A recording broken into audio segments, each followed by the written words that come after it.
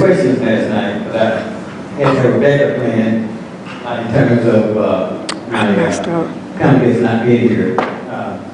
I thought about starting writing questions, and my questions, they're not questions so much about, the family today, but I wanted us to be able to sit down and just have a dialogue about family. That's one of the first area that we peel over, family. We want to talk about it, hear what we say about family, and see what comes out of that. So we're gonna give it a try. Over there. We need to get in front of there. Okay. This is running live stream. Okay. So I need to You need to stay over there, yeah. Okay. I'll do it from sitting down so that I'll. Okay. Okay. Okay. So now, and I just and I want audience engagement. I want to ask you all, family. What is a family? When I say family, what is family? Go ahead, say that. Family to me are relatives and even people that you, from the outside, can be your family. Take this, we are recording. Family to me is like your personal family, and also they can be your outside, your neighbors. Family could be just people that you meet on the street. Sometimes you get to talk and you have a bond with them and you're close to them. That can be your family.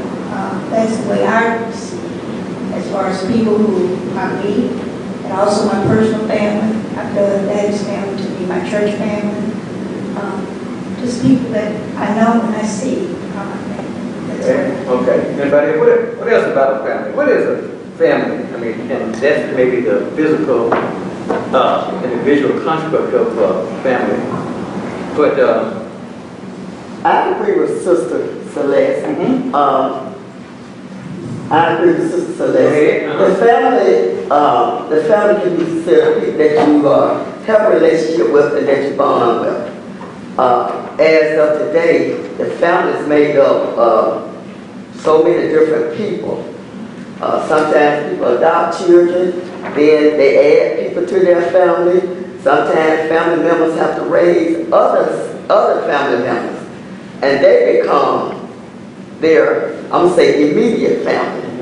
I'm focused on the immediate family. But family is people that you pretty much have a relationship, just like you said. You have a church family, like at work. We always say my team that I worked on, we were family. okay. Because what affected one affected all of us. Okay. So Traditionally, I'm right now.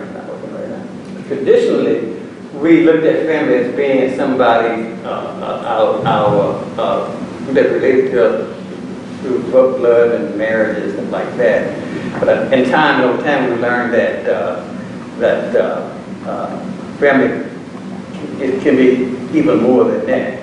I'm reminded in the Bible sometimes when they tried to qualify themselves because they were of a certain lineage and they engaged in certain rituals and but we found out. I remember there was a scripture in the Bible saying, "Who is it that's truly the children of God? Is it the one that has the circumcision or the one that keeps His word?" And do His will. So I think you can apply that when you look at, as you define things, that's that traditional understanding we have about things, about the family. But we come to find out that family is more than just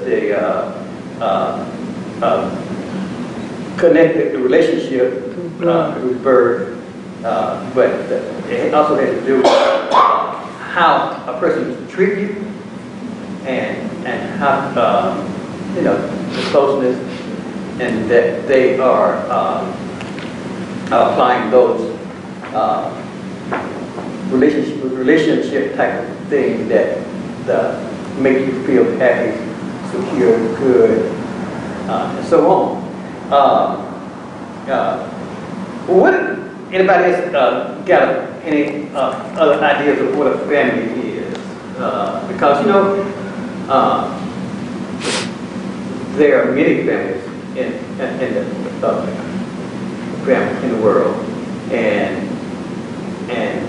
as you observe families, there are different constructs in families. You know, my household may be one of very loose rules and regulations. It may be that there's structure, or maybe that there's no structure.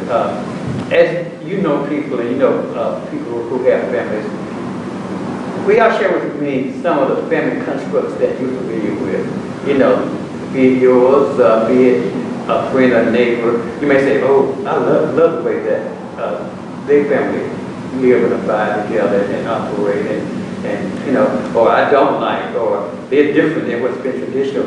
I'm talking about the construct of the family, the values, the rules, the hierarchies, all of this. Can you just share with me some family structures that you've observed and are familiar with? Just want to talk about family. Now, in growing up in my neighborhood, I grew up in a household where I did have a mother and father with the children. And, we also, I was raised in a community where I also had other relatives too, biological relatives. And the other people that lived in our community that wasn't related to us, well, we also considered them family because sometimes they would come over to our house to eat. Okay. And then, you know, and my mom, she and some of the other seniors in my community, they had formed what they call a senior club. Okay. And what they did was they would have Bible study at each one house. Okay. You know, so that was like family too. Yeah. And they gave me wheels of keys just like my mom did. Okay. And even here in St. John, some of the seniors also gave me a lot of encouragement when I was growing up in this church. They encouraged me to do things, gave me advice on my education as well as career and just personal issues. Okay. So I consider this to me what a family does. A family is the type of family is a support system also. Okay. So and so you've experienced families being communal and being a village. And yeah, like a village. Yeah, and embracing and I'm big to say that, and I'm continue in that vein. But some of you all have given them mic. Share, tell me about some family constructs you've seen, you observed. You know, she tells Bridget told us about hers. But what about you all? Tell us about some of the families that you observed, and you know what you liked about them, what you didn't like about them, how they was constructed as a family. You know. Behave as a family. Go ahead. Okay, so Derek back speaking. I think that family you have the construction of your immediate family. You can't really decide your immediate family. I think that what I've experienced in my life, especially military training, going overseas, I was able to build my family. Okay. And that's building my family, you know, with people that I came across, people that I've met, people that I've allowed to stay in my life. Because you allow people to stay in your life. You know, keep them to the curb if you want to. And I think that's a part of family that you think about, but you don't feel it because most times, 9 times out of 10, you're not going to kick your immediate family to the curb. They do something to you. You hold on to those relationships even through tough times, or you have disagreements with them. There may be a couple of years that you don't speak to that person because it's like, you know, I love them, but I love them from a distance. That's what you do with your immediate family. But sometimes you can, you don't have to necessarily do that with family that you build. Family that comes from a place that is not going to be, you know, that blood connection. And I feel like that as far as you know, different constructs of family, in the broader terms, that you can build your family around you, and you know, gain those experiences and those life lessons from those people that you meet, and that can go, you know, worldwide. You know, you have different age groups that you interact with at any time, and I think that you can learn and build with anyone that you come across. I think that's why also church family is important. In that instance where you have a fellowship with fellow believers, that's important for your Christian experience. It's not necessary, but it just makes it easier. It's a comfort to you to be with other people who are in the same strain of belief as you are. You may have different approaches to that type of leadership or that type of growth as far as Christianity, but you have a common strain there that cannot be denied, and then you're often able to see the similarities over the differences. Anybody else? I'm wanting to hear and learn about some other family constructs, how they, we all grew up with other people, and many of their homes may have been similar to ours, and most homes are similar. But some are vastly different. Some families are vastly different. So, can you give me share some other family constructs that you have experienced? Well, I would say basically what everybody has said, especially the young man here. A homogenous group of people related by blood or related not by blood but of common circumstance. And that is a homogenous group and has a structure of leadership. It could be a mother, father, or in a situation where not related, it would be male or female that provides leadership for that homogenous group of people. So I'm hearing a general description about family and family structures, but I'm kind of picking at you and trying to get somebody to share with me any particular specific family that you've seen and just what their household, what their family living was like. And I like, again, some families, we're all vastly similar, but I also know that there are a lot of vastly different households in terms of the values, how they solve problems, how the rituals they have in their family, just the construct of their family. Anybody else want to try? I'm sorry, what you just said is that really what I have to say, I want to say really is not to that. I'm sitting here thinking, how many families do I have? Mm-hmm. I have my biological family, I have my family and friends, I have my church family, and I have my Christian family. Yes. They're not necessarily the same. And if I were to have a problem, I might think about my biological family and think, no, I don't need to call anybody there. I might not need to call my family and friends. I might not need to call my church family. I just need to call my Christian family. Okay. And let's see if we can come together with the same mind. It depends on what, all of these are families. And thank God we do have more than one, because we might be dealing with different situations that we might not feel comfortable going to a member of, say, as I said, biological family, family of friends, church family, Christian family. And believe it or not, depending on what you're dealing with, you will make a decision, I do, based on which family, what the problem is as to which family member I need to call. But they're all my family. I love them all. We just have differences of opinion sometimes. And in order to get to the core of the problem, you might start with the family that you think is on the same page with you in the situation. And they're honest. I think that the Christian family is going to be honest with you. They're not going to tell you what you want to hear, but what you need to hear.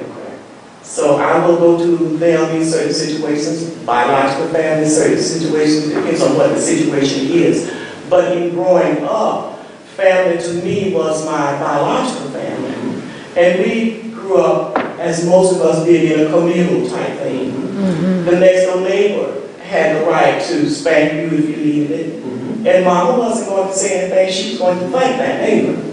Because we were all, it took a village. Right. And we were all a part of that village. Right. So, everybody I know basically is my family one way or another. Let me ask,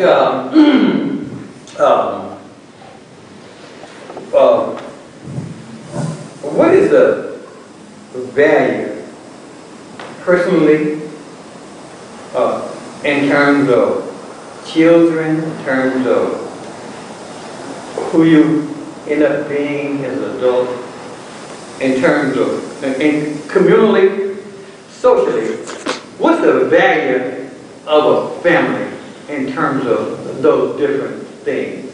And there are some things that I didn't have added, but what is the value of a family on a person, their life, on a community, on the, in any way, what is the value of a family?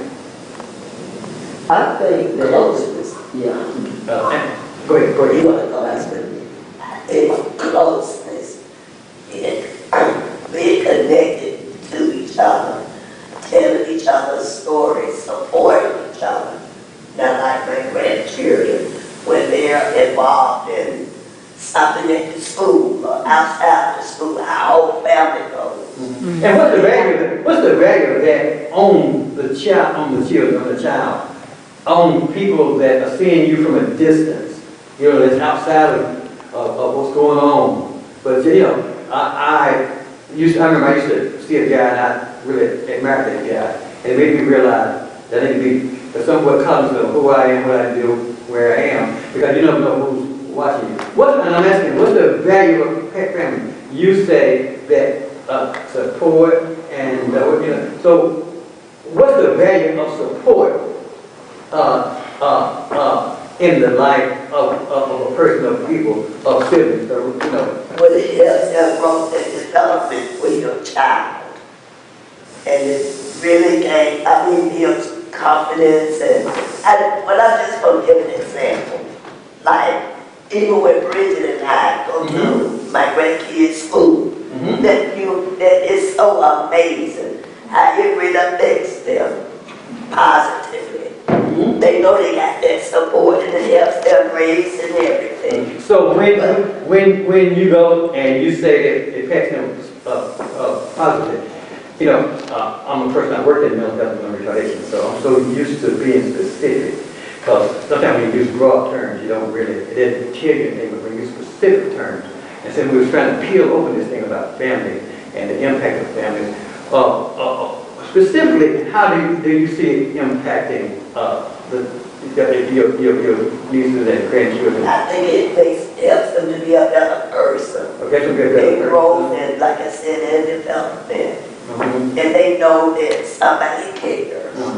And they know somebody loves them. Because you got so many other children, like, I won't single children now because they can't help what their parents do. But some kids don't get the kind of support, they don't get the kind of positive, influences in their lives. And that helps you it really helps you to be a better adult, in my opinion. But families really are not like they used to be. I remember when families used to sit at the table together, pray together, have dinner together. And now everything is not all households. But I do know that some people just don't have time for all of that. But still, you have to make a point to have time for it. Especially when it's younger children. Because like I said, it helps them mentally. And it, makes them a better person. Can you all continue in that vein, sharing some specific things that you've observed and children of family members who had support and the love of their family. Specific things that you noticed. I know, what I know. Confidence. I mean, you know. Okay, and forgive me for pushing you on specific, but I really, I wrote it down to the nitty gritty of it. So when you say confidence, can you give me an example of something that you'll see a child doing that says that child has confidence? Well, when they have concerts and not just us, but other family members attend, that make them want to do their best. Okay. And they end up doing outstanding. Okay, they see people doing things and they feel like, I can do that. And they'll tell us, it's just like honor programs, Mm-hmm. that makes them want to make good grades.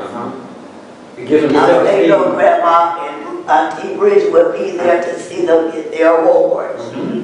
And also, when anybody, not just children, but when you support anybody and they feel important, that does a lot for you personally. It lets you know that somebody matters, Right. and it also tells that person that, just like the Bible says, I can do anything and all things. Not only do I have support of the Lord, but I also have support of family members and friends. And that just does a lot. I know in working, when I used to get a lot of awards at work, performance awards, and not just from my frontline manager, but from her managers all the way up to Washington, D.C. Even received the presidential award. But, and that made me want to get to work early, do my best, and then any other person that might need assistance, that just made me want to do my best. You know, when you're rewarded and you see people care and concerned, that just says something deep down in your heart. So we're saying that family has value and has power. Can anybody help me understand the value and the power of family? Because I do want to understand. Well, at least you know somebody has your back. And you know your family's going to be there if nobody else is there. I'm talking about your immediate family.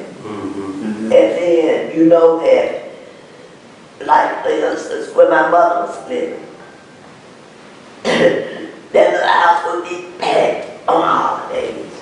And it's like when she passed away, we kind of just like, everybody went their separate ways. But see, you can still keep that connection going back.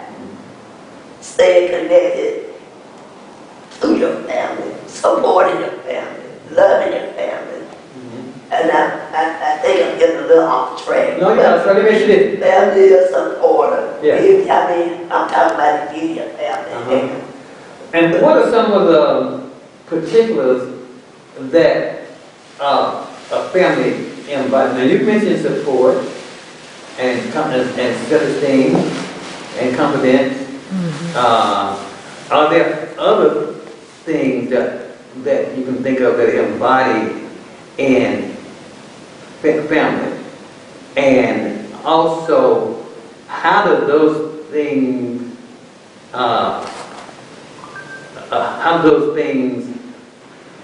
impact communally in terms of interaction with others, relationship with others,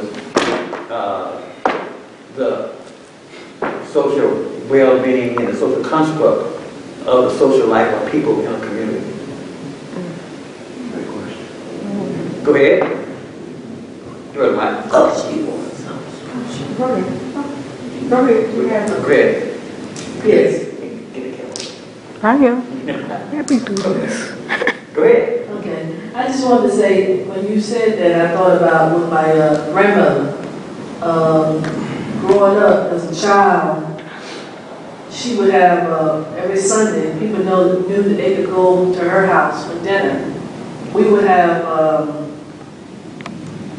people just walking the street, homeless people or drunks, drug addicts even, would be walking the street and she would see them, she said, come on in here, child, I'll get you something to eat. And as a child, we would get so upset because we didn't think there was going to be enough food for us to eat. And because we didn't recognize the importance of what she was doing. She was planting seeds. And, but as a child, like I said, but we never ran out of food. And I mean, when I said a lot of people were fed, a lot of people were fed who would just walk on the street. And they knew that they could come by her house on Sunday and receive, a full course meal, homemade meal. Nothing was, and it was just amazing. And then years later, someone would come up to me, and I didn't know the person, but they would remember us from the neighborhood and say, I can remember when your grandmother did this and your grandmother, and I would just be sitting there in amazement, not knowing who this person was, but they would recognize one of the grandchildren, and just tell their story about what impact she had on their lives. So your mother and your family was a mentor and a model. Well, my grandmother, yes. Grandmother, mentor and a model. Go ahead.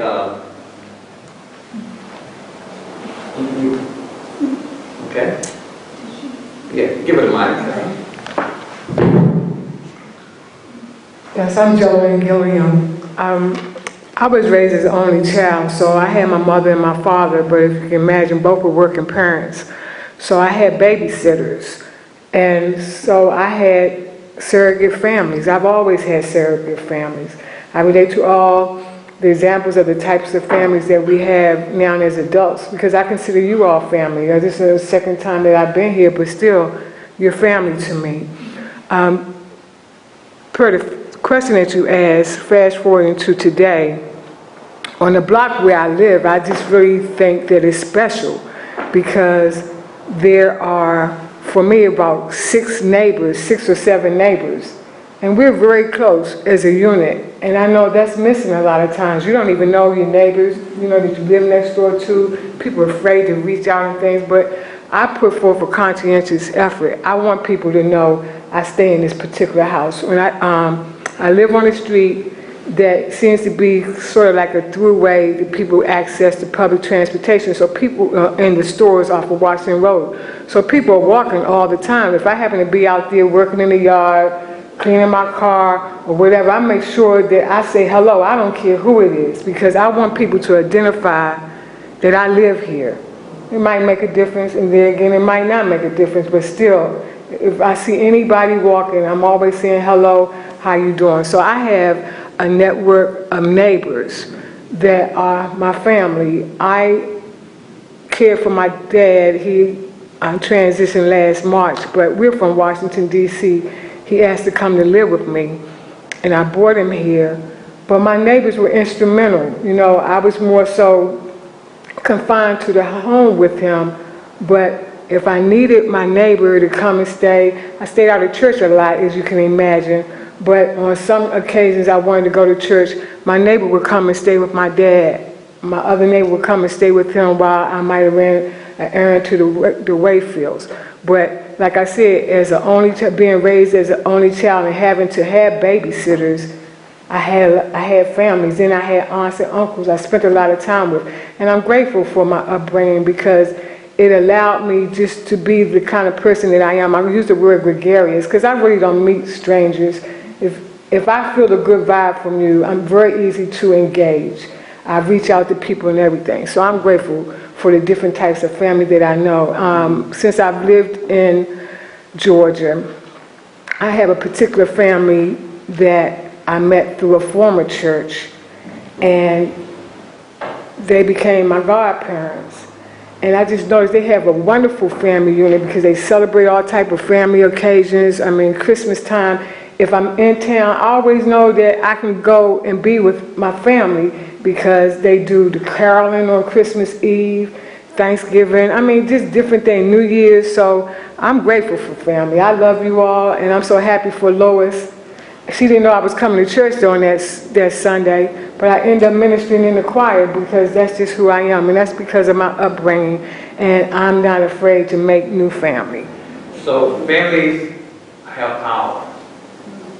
family teaches us things, values, teaches us how to solve, how to do or how not to do, how to be and how not to be.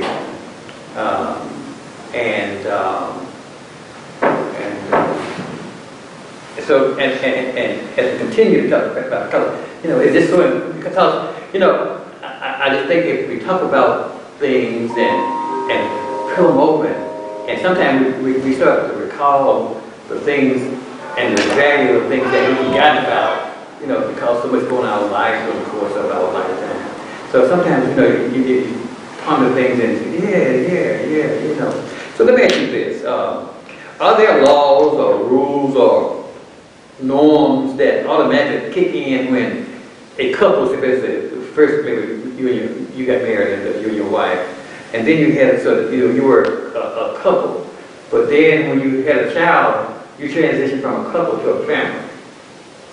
Are there laws, rules, norms that automatically kick in when a couple transitions from 2 to 3 persons, which makes them a family? I mean, are the rules different or expanded? Are the rich rules different or share that with me. Talk about that for me.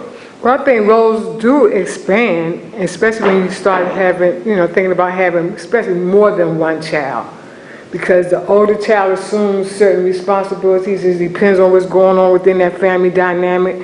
I have had a friend, their family had 8 children. So the oldest daughter, she was responsible for a lot of things growing up for the other siblings. Anybody? Yeah. In my family, I'm the oldest sibling, oldest child. And it seemed that they made sure that I was successful in everything I did because they were going to emulate me. And I was doing, in essence, I was going to be their role model. And I heard an expression from these people that happened to be associated with the young man from Surrounded Black Madonna that spoke last week. There's an organization called Esteem Incorporated, right there on the corner of Abernathy and People Street. And I met the guy that ran the photography shop. He was going to refinish a picture for me, but he couldn't really do it. But he got off into another conversation about me. He said it was very unusual for someone of my demographic, of my,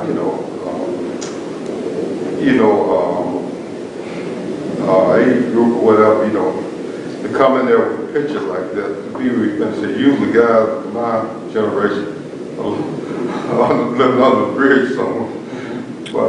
But he said that to say that I had been rescued by someone. He used that expression.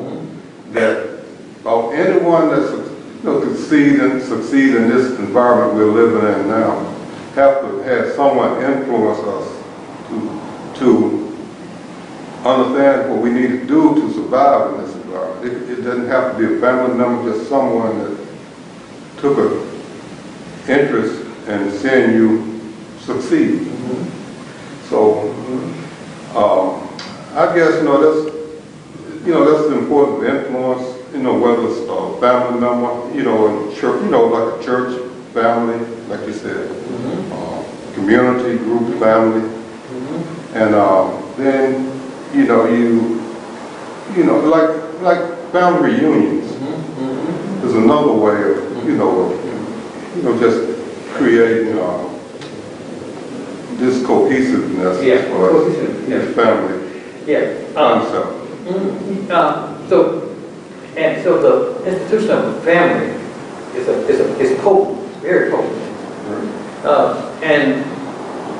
And just to stare at this one more time, because we want to hear some, we want to get the nuggets out of this. And so, are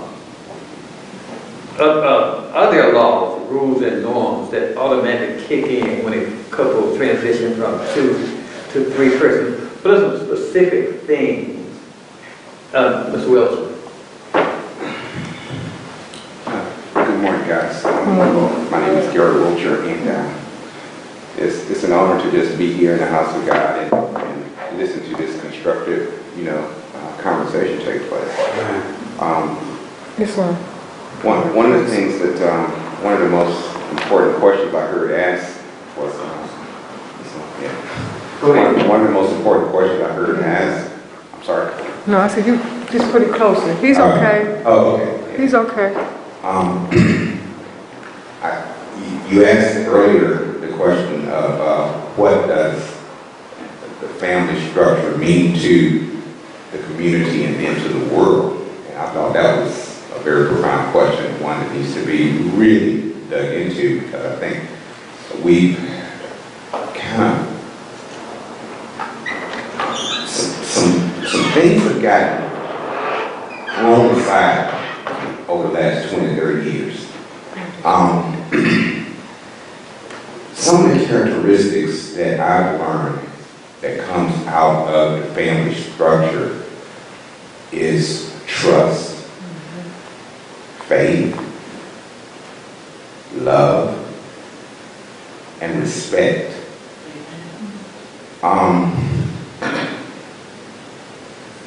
The last 20, 30 years, those characteristics and those golden nuggets, if you will, that most of us brought out of our childhood into our adulthood, which means that we brought them from our home, we took them out into our communities every day, which made them a part of the world around us. Whether we went international or we stayed in our communities.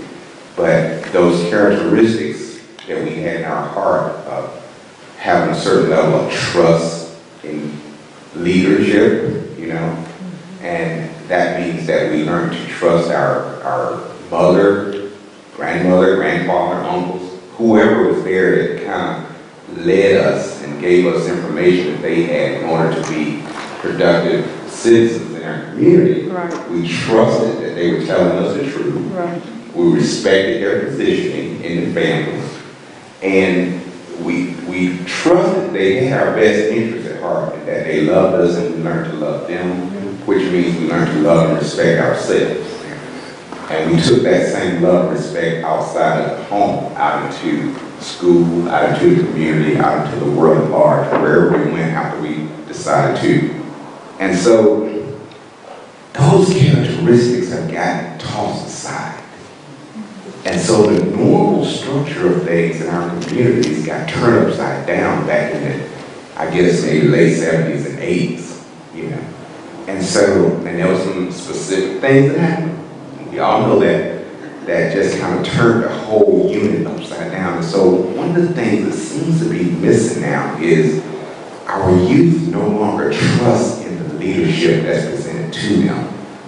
And they don't respect where they come from.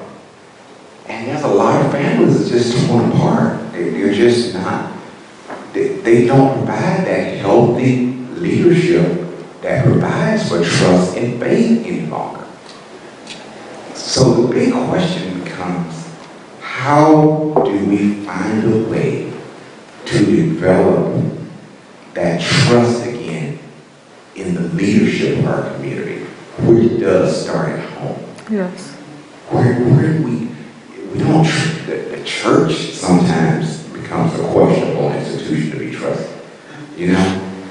All the things that was in place that a lot of us experienced growing up, they lost their potency, and our kids, the information they're getting and the messages they're receiving are not the messages that we had when we were growing up. And someone has even said this too. We taught them to go get money at all costs. Protect, be independent, make some money, and it don't matter how you do it, you just gotta get some money. The question becomes, is that the message we gave them? Is that the message we're giving our children? To just get money? That's gonna make you whole? Because that's not the message I received when I was coming up. It was important to get some money, but money wasn't the end all of everything. Okay. What are your thoughts on that?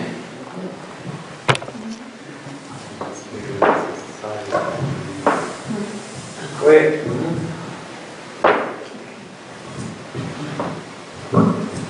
I would say this, I think that that's bigger than a family issue. I think that's a societal issue.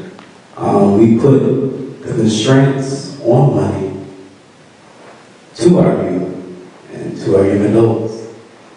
They come out and we give them the expectation that if they have a high school diploma or a college degree, that they can make it in their chosen career field. And oftentimes, that is not the case.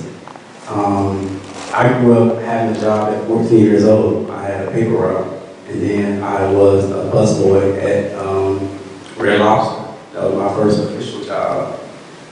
And so, me having that, I guess, concept of money and maybe the importance of money, even if I did not spend it correctly back then, you know, a little bit today.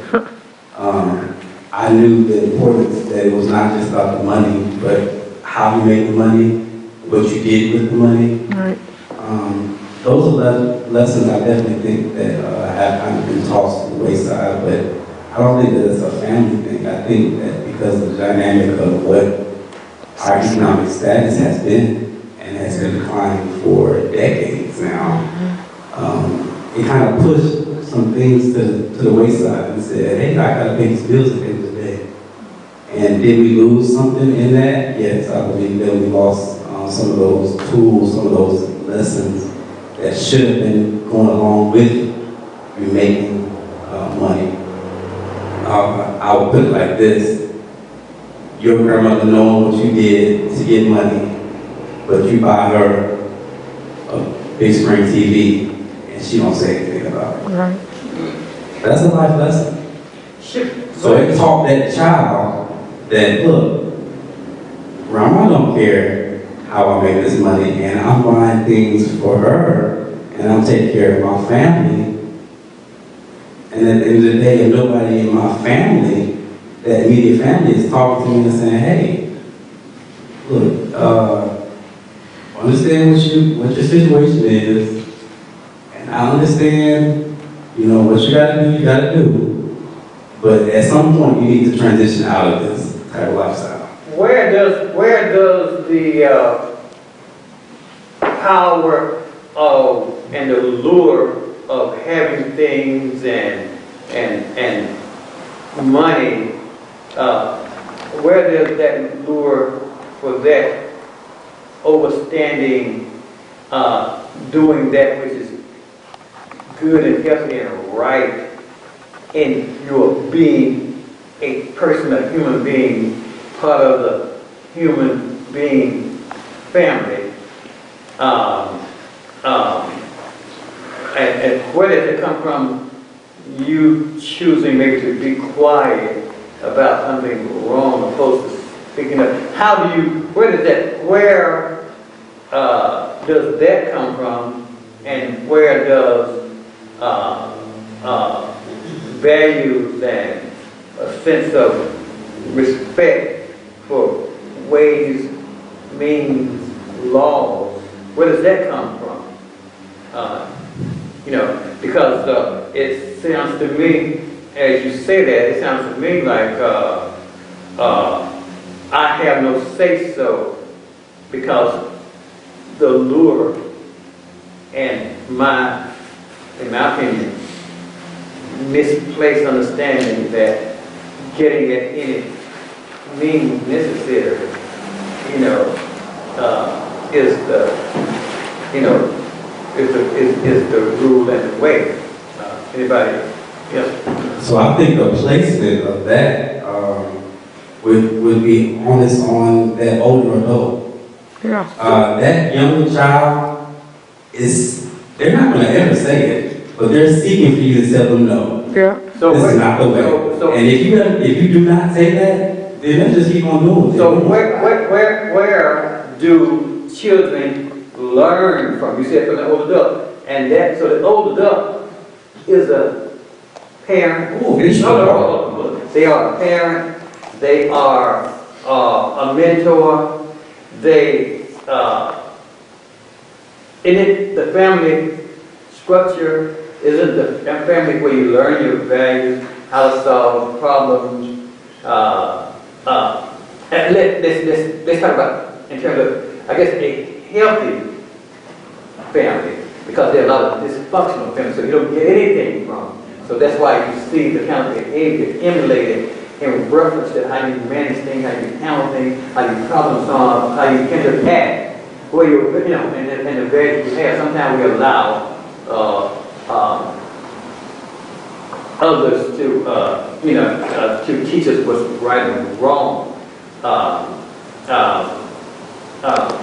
So when you say from as adults, those adults come from a family. So what? And that's why I'm asking. That's why we talk about what is the power and potency of a family. And then I think one thing also from a family expectation. And I have a question on here, and I was going to wait as I got to it. I think that one of the main purposes of the family is they are the multiplication of they are the multiplication of the behavior, the healthy and morals and those type of things that are healthy and is part of the manifestation of infinity.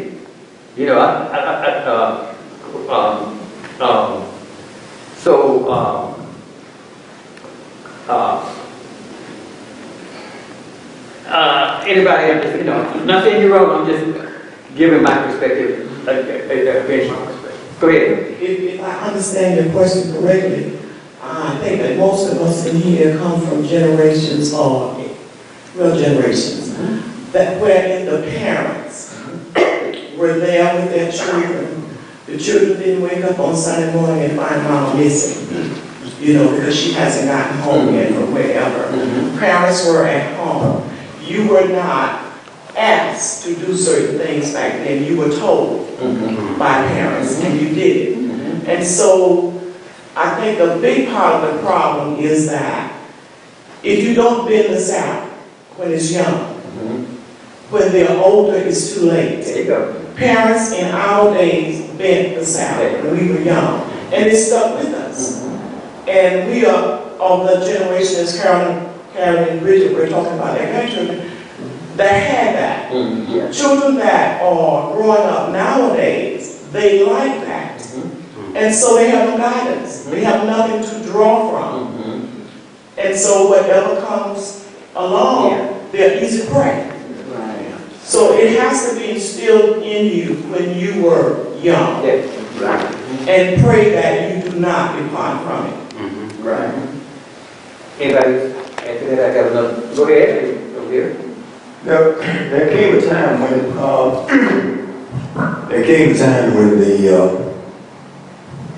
that family that we talked about, the duties, that family was impacted from a societal standpoint. Right. We had a generation that was strongly impacted by drugs, Poverty. and it caused a breakdown in that family nucleus, that family structure. So families, those displaced individuals started to form new families that were built on, I say it from a spiritual standpoint, they were built on shifting sand. You got a lost tribe out there because of the drug epidemic that impacted during a certain time years ago. then that became a family nucleus. And there were a lot of deaths associated with that. So you had a generation there And incarceration. died out or were displaced. And so the next generation came along, it became younger, and you had a grandmother that all of us got wisdom from Amy, grandmama, and them. But when grandma was 29, 32 years old, it's not much wisdom passed on there, other than the present societal wisdom of how to get over or how to make it. As we were saying, when that TV comes in or a little extra money to help pay the bill this month, and you did it from a teenager, 16 years old, out there in the streets, and no questions asked. So now society is greatly impacted and breaking down that family nucleus. Then you got another family, let's say wealthy white businessmen or Jewish businessmen that are heavily involved financially in the music industry. Images. Well, they started pushing music and promoting rap. Now, rap goes all the way back to P.B. Martin. Right. But now they take the old and make it the new and drop it on these young impressionable young folk that are from the lost family. And they tell them that they're going to promote them and they're going to make them big, and they take a few and do that. And then they say, look, it's not really selling. I need you to come with a little more gangsters in it. So I want you to talk about B's and H's of your mama, your grandmama, and your auntie. And now you got a further breakdown of family structure. That money and that financial inducement is now taking these young folk and taking them in that direction. Now they're lost. No foundation. Then you have a great divide between us older generation and the young folk. And there's a breakdown in communication. And it's not that we're not speaking the same language. It's just that there's that we work for, strive for. How can you go and tell them that they need to get some education and to strive for the things like the lady was talking about over here in her job, where she saw the value, her true value, and that motivated her to get awards and those positive kind of inducements. How are you going to go tell these young folk now to step away from the music industry or to step away from this particular industry if they're being impacted by it? So let me ask, and let me ask, recognizing that what you said is true, recognizing what your guest said is true, in terms of the stimuli that is outside of yourself or outside of the family, impacting your condition, your lifestyle, the way that you look at things, considering that all that's true, when you look back with an overview of this situation, how things have transitioned from that, to that was more healthy to that, which may not be as healthy and productive to us individually as community and society. What do you say then? What lessons is that to be learned? Go ahead. Okay. I absolutely love the way Jim just dissected the different dichotomies of the family unit. And the way he put it, we have kind of a lost tribe of family that got displaced because of the drug epidemic. And when a certain sector of society saw that it was an opportunity to push even further, and remember, we also talked about an industry that goes kind of under the radar. It's called the prison industry. Once the prison industry got privatized, then it became a market that needed to be fed, so to speak. And so now they had to find a way to continue to make that pipeline whole. The school to prison pipeline. And so now we're talking about, like he was saying, the lost family unit out there, displaced family unit. So, and these type of conversations are very, very necessary, but I also think it's necessary not only to identify the problem, but to somehow facilitate some kind of a solutionary, outcome, if at all possible. But it's a difficult problem. It's very difficult. So now I just saw something in what he was saying. You got the real family unit, but then you got the displaced family unit. Displaced family unit has become more the popular family unit now. It's become the thriving family unit within our community.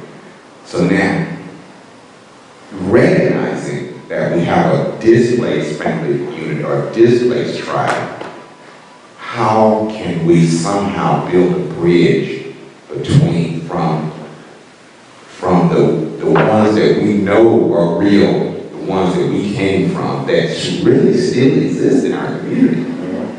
How do we build a bridge from the traditional units that taught, that thrived, that gave the characteristics of respect and faith, love, and trust?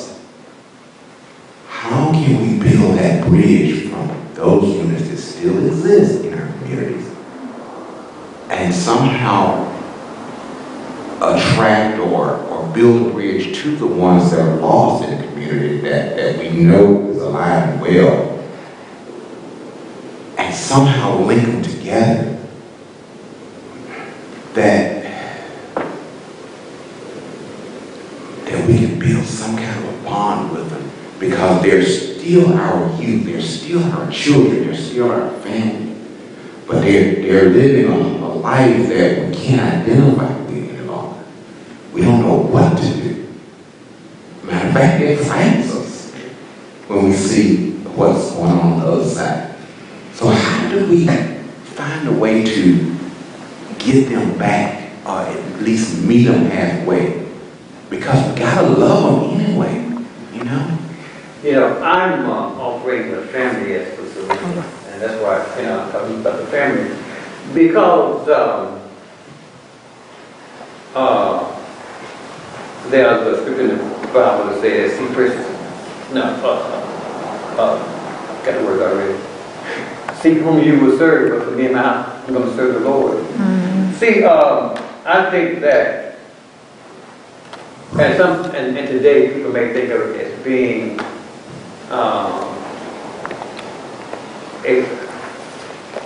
I can't think of the word, but you know how we view the household, which other families were back in the 60s and 70s, still on TV, mm-hmm. and it's just not that way anymore. See, I think that family is from God, from the Creator.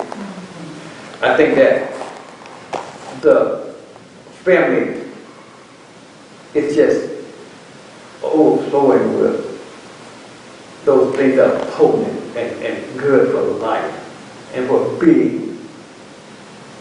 I think that the family is the multiplication of those things that are good and valuable and helpful, and that the family sustains and it enables and it gives, it nurtures like a mother nurtures. Sacrifice is something I don't hear people talk about much.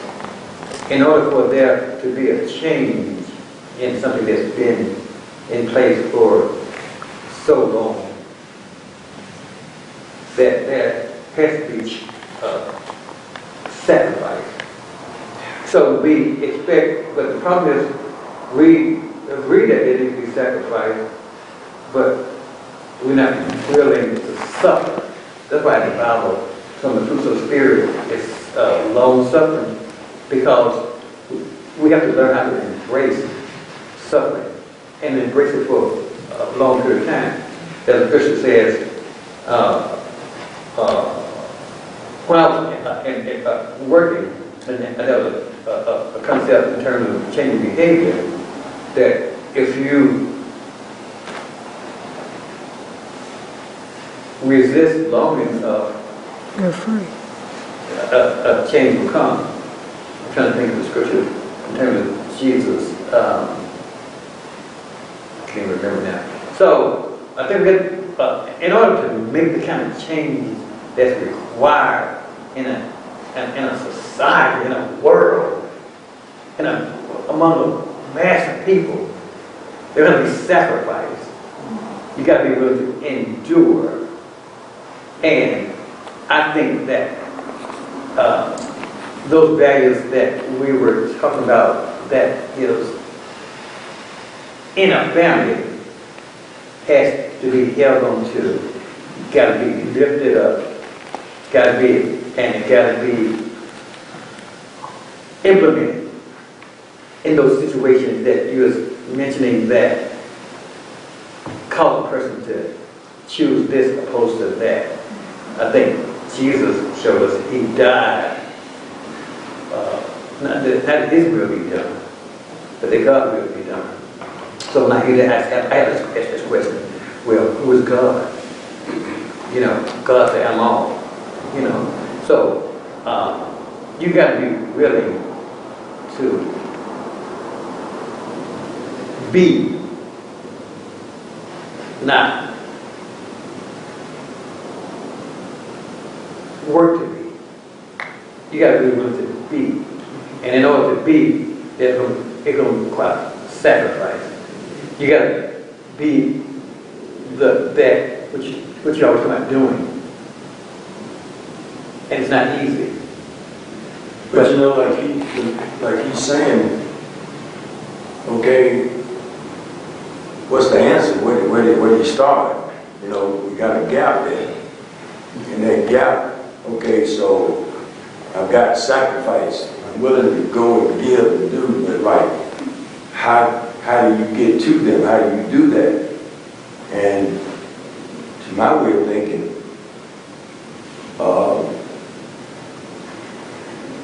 dealing with anything, you got to first identify what is the problem. What's the lay of the land here? The lay of the land is, again, the communication thing. Communication. But Start there. we as black people, Start there. we as black people have been, we've gone through so many things that other races have not. And we have a completely different, holistic, spiritual walk. And so for the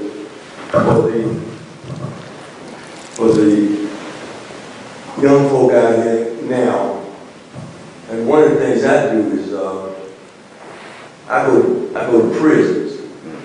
I go to places where a lot of folks don't want to deal with them because they're scared, can't be scared about our children. That's what I'm saying. And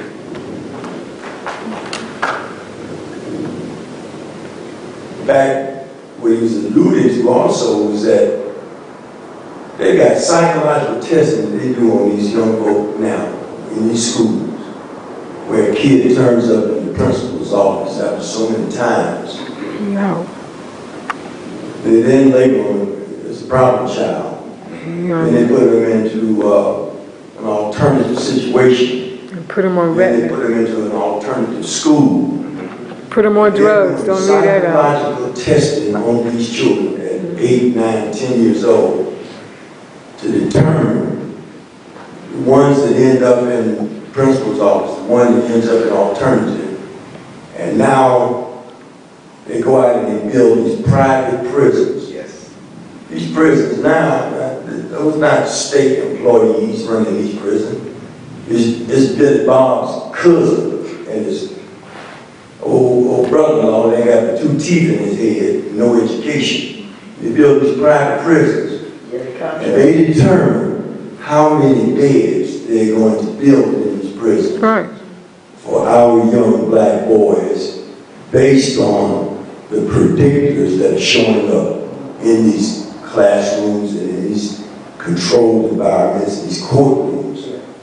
So we got a battle on our hands with the system. I'm 72 years old, so I don't know who's closest to me in age, but I have to hold myself responsible for some things. Yeah. Because back in 1964 and 68, I was in college, I was in the military. We got tired of taking what was going down, so I joined SNCC. Right. And so we took it to the streets, and we kicked the door of desegregation down. We tore it off the hinges. 1964, the Civil Rights Act, we thought that put us back to sleep. 1968, we had to come again with Title VII, Civil Rights Act, which is still powerful now. But we knocked the doors of desegregation off the hinges, so now I want to go out to Lenox Square and shop. I want to go to the restaurant, Fox Theater downtown, I have to go in the back door. So we now had that. And we could go and assimilate in their society if we wanted to, and then come on back to this side of town too. Now some went over there and stayed. That's what I'm saying. Okay? They ain't come back. That's an adult loss. That's part of the problem But too. then, the problem We don't even want to deal with ourselves. my generation made, the problem that we left hanging was we should have taken that door and propped it back up. Not put it back on the hinge, but prop it back up so that when the next generation came along, they had to work for it. Because the next couple generations that came along, they walked right into the lunch counters, they walked right in the front door, they walked right out there, and they little white girls, they went to little schools and everything, so they don't know nothing about no discrimination. And the They struggle. don't know nothing about racism.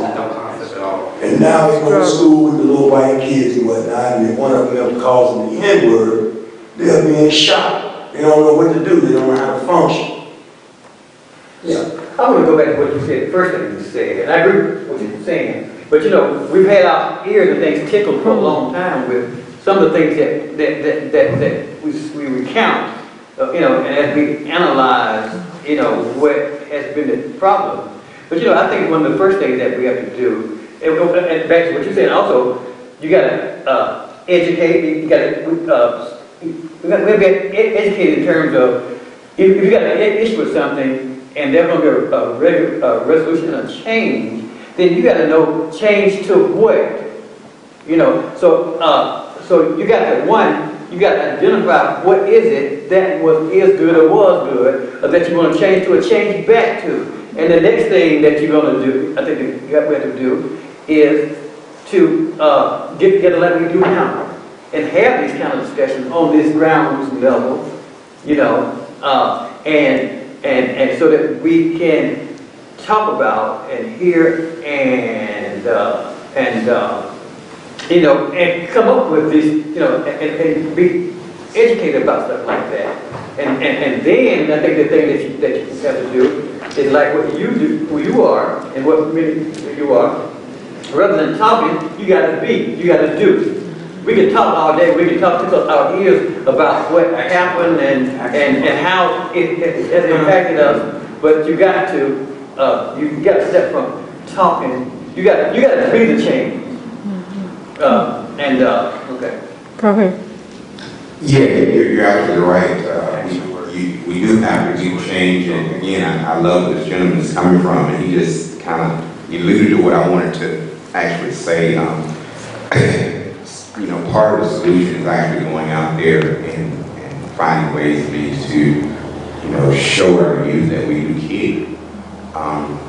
I went to the city jail out here for over a year, you know, doing mentoring, and it wasn't something I was getting paid for. It was something that I just, see, my thing is this: any man that's in his 40s, 50s, 60s, or even 70s, as we stand up and look at the landscape that we've left behind from the 80s and 90s, and we're still here and somewhat sane, and look at the devastation that, you know, the 80s and 90s caused. I don't know how we don't have a heart to want to try and do something. But we got to get beyond our own fears. You know, these are our youth. These are our children. Yeah, they crazy. We were too. I think there's some stuff going on out there, some belief systems that's happening, and we can hear a lot of it if we actually listen to what they're saying in the music, and the music is a culprit of a lot of the issues that are going on. But it's all by design. Yes. We are looking at a situation where, you know, they say make America great again. What made America great? Free labor. Yes. That's what made this country a powerhouse in the world. Free labor. So guess what needs to happen again in order to make America great again? Free labor. How are we going to achieve that? I ain't finna go out and work with free people. Prison.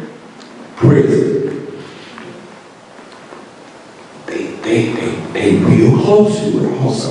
So we gotta somehow, when I would go out to the Rice Street and I spend hours out there talking to the guys, I would try and break down societal diseases and issues to the most minute understanding that they can get.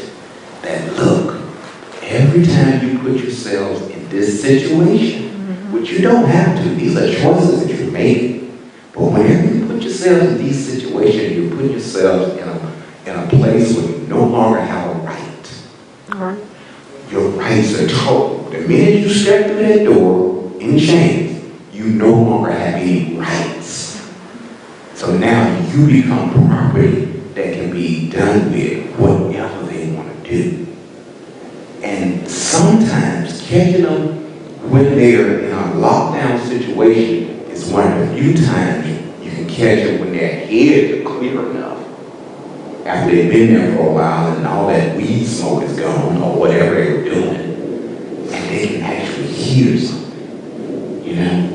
You can actually talk to them. Unfortunately, that's just, you know, I hate to have to go into a lockdown situation to talk to my young brothers and sisters, but sometimes maybe that was ordained by God. Sometimes the jail saves their lives. Sometimes, you know? But the whole thing is, when we go into situations and we try and talk to them, one of the things that we start establishing with them is a certain level of trust again. You know, it takes some consistency, but we establish a certain level of trust. We teach them about faith. Sometimes they can get that, you know, in those lost families and lost tribes that gentleman was alluding to. A lot of times, the church is not involved. You know, in my life, I was made to go to church, so I might didn't get it, but I heard some things. And if I didn't get nothing else, I got the Lord's Prayer. For real. And so, a lot lot of these kids out here don't know the Lord's Prayer anymore. Pray, believe in something different, believing in something higher, believing in something more than Jay-Z's theories on life. Somebody has to impart that. Where do we impart it? Well, we probably impart it into them when they ride by and doing their thing and hanging out and this and that. They can't hear it. But if you go to them in a place where they're vulnerable now, and they gotta listen for at least a moment, it helps. There might be other places. Sometimes I established a platform a few years ago that Mr. Simpson knows I call Man Cave TV Show. The Man Cave TV Show was to be a platform for men, especially black men, but not just black men, because the problems really don't have any socioeconomic boundaries, really. They stretch across the track, believe it or not. On the other side, they got the same problems we got. Just a different dynamic. So Man Cave was established for black men to come together and be able to openly discuss our transitional truth, the things that I believed when I was 20, when I got to be 30 and 40, those things didn't apply anymore. I had to revise my belief systems. But that's just called maturity, Right.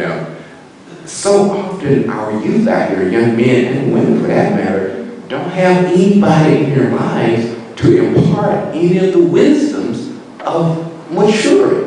No one to usher the boys into manhood. No one to usher the young ladies into womanhood anymore. Somebody's got to do it. Somebody's got to take some responsibility here. Man Cave was a platform established for that purpose. Not just to sit around talking about it, but to actually find ways for me to go into the community and make some kind of impact, no matter how small or large it is, just make some kind of impact. You know what I'm saying? I'm having to fast forward our conversation. I'm going to fast forward our conversation because in this segment we were to talk about family, marriage, and youth. And I'm going to kind of fast forward through those other two segments. And we do have two gentlemen here that's going to join us and talk to us about being in the military from an African American perspective. But in fast forwarding, as I thought about looking up this discussion, I was looking at, and as we all do, I was looking at our culture in this country, our community, more closely to us, our families, our youth, our relationships. And when I looked at them, I saw them in need of desperate repair. And so the question comes to me, because I love my people, and I love people, period. The question comes to me, how do you cause change in a mass of people, in a culture, in a country, in a world? How do you cause change? And as I started writing this dialogue last night, last minute, and it just appeared to me that all the skills and values and direction that we need come from that good model of a family. I may be wrong with that, my opinion, And when I was saying earlier that if you're going to change, what are you changing to? So you got to know, what is your barometer for measuring and determining what is good and what is right. So, and I think that the family is more than just an institution. It's spiritual. It's on the level of being part of the DNA of God. The Creator. And I think that all that we need can is supposed to come from the family structure. And Cause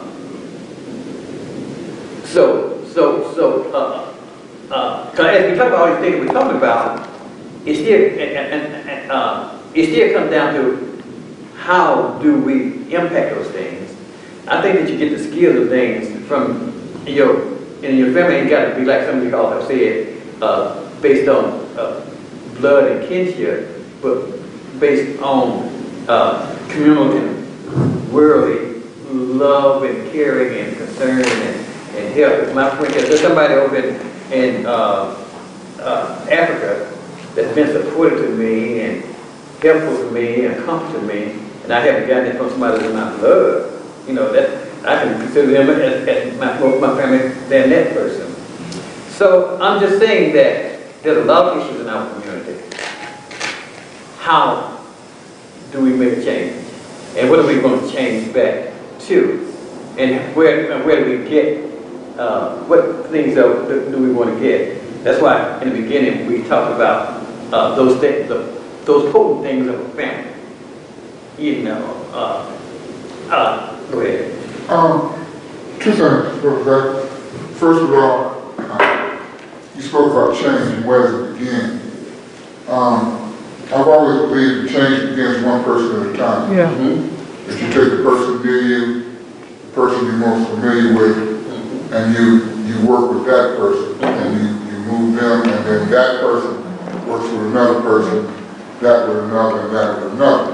So change operates on a very, may seem like a very small principle, but it actually becomes a global principle. And when we talk about family, we have to understand the importance of family, because every oppressor down through the annals of history has always attacked family first. When they destroy the family, or at least when they think they destroy the family, then they think they have conquered the community. If we look back on the African slave trade, one of the first things they did was they took people and they separated them from their families. And they placed people in positions next to each other who couldn't even speak the same language. But what they didn't understand was it wasn't a verbal language that we speak. All right? What we speak from the heart. And so those people in the bottom of those slave ships became family, just because they were chained to each other. All right? And we've seen this throughout history. The oppressed people have come together, whether they knew each other or not, to create that core, and from that core to create change. So I think you're right in that. I think you're right that family is endemic to any type of change.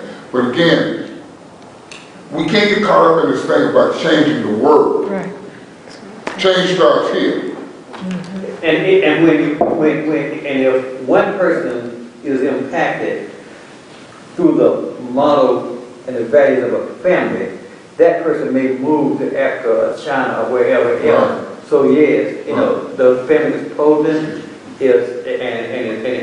it's more valuable than gold and riches. Yeah, let me just say this one thing. I was fortunate enough when I was in college to make 2 trips to Africa. My first trip was to Ghana. My second was to Senegal, Ghana, Nigeria, Uganda, and Ethiopia. And one of the things we came away with, those of us who made the trips, was that when we landed, we instantly knew we were home. We instantly knew we were home. Some of it was metaphysical, but some of it was physical. When we got off the plane in Ghana, we saw red clay. The same red clay that you see right out here in these yards. And that's because of the Pangea, that we were all one big continent. And through some cataclysmic event, the continent separated. But if you look at the map, Ghana and Georgia fit. They fit. Okay? So the only difference between Ghana and Georgia was where we have pine trees, they had palm trees. But we knew we were home. Okay? If we don't deny that, and unfortunately some black people do, they feel a negative impact of saying they're from Africa. But if we don't deny that, then the change begins almost immediately. And the family becomes evident, okay? And I'm talking about, again, I tell you, kind of skirt through the family and the youth. And the reason being, I guess it's for me, but we're going to get to our other kind of discussion, that the same things that apply in terms of that nurturing milk that is innate in the family structure as it comes from the Creator. And I don't mean the Creator in a religious way.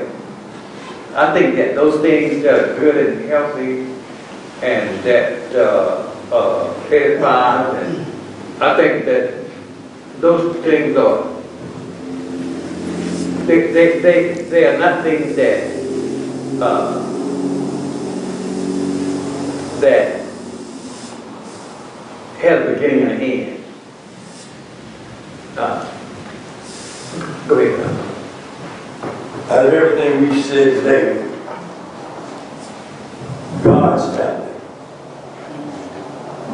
is the only one that I've seen that has not, that God's family is a family, the only family that I've seen that has not changed. It's not been moved out of position, knocked down, you know, every sling and arrows come against it, it still stands. So, in God's family, within the church, or where two or more gathered in our name,